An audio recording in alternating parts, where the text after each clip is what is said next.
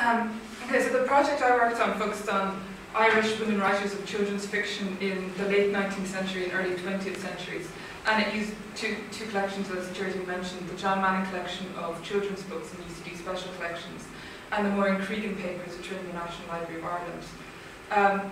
And the two collections are particularly relevant to an understanding of two key periods of production of children's literature in Ireland. Firstly, the 19th century and early 20th centuries, and secondly, the 1930s and 1940s. And the focus on these two periods offers a comparison between children's literature directly pre- and post-independence. In relation to the earlier period, the project offers digitised extracts from children's fiction by 4 Irish women writers. So it provides access to currently out-of-print material and also provides a catalogue of books in the John Manning collection. And the second section of the project focuses on Maureen Cregan, who was a once popular but now forgotten children's writer, and she published predominantly in the 1930s and 40s. And so the project provides a catalogue of her papers, which, as I said, reside in the National Library of Ireland.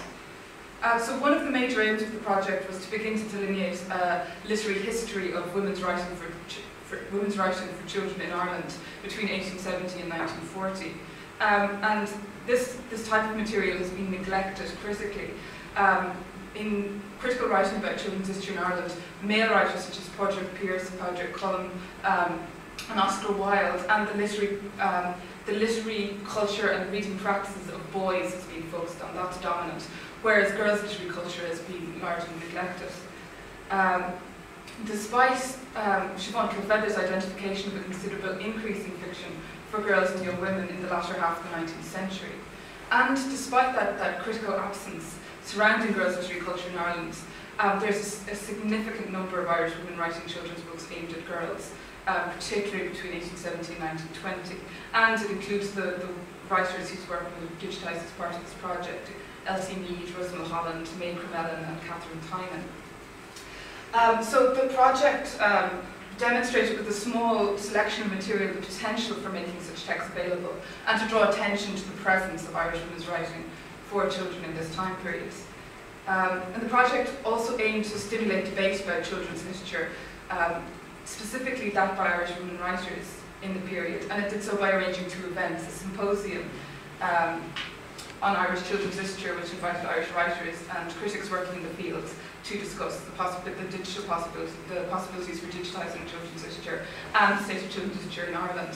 And we also organised a workshop for children using the digitised material, relating the digitised material to contemporary children's literature, and asking the children to think about writers' lives and archives, showcasing the material to the children, allowing the children to have access to this material, these objects that they wouldn't have access to ordinarily. And the children also engaged in creative writing exercises based on the digitised material. And both the workshop and the symposium were very well received, and both the children and the teachers were very positive about the potential for these digitised texts. The writers that I chose for the project were all very popular during their writing career, but they're subsequently forgotten, critically neglected, and their books are long out of print, which is also a reason for the digitisation, which is giving them a presence and allowing access.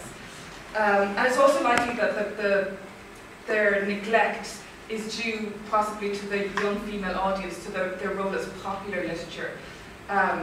Sally Mitchell notes in her book on girls' culture in England between 1880 and 1915 that fiction which becomes very popular and then fades into obscurity draws on the values, interests and concerns of a specific group of readers at a particular time. So the work of these writers might demonstrate assumptions about femininity, Irishness and childhood, particular to the period, as well as the role of children's literature is seen to have in the inculcation of these discourses.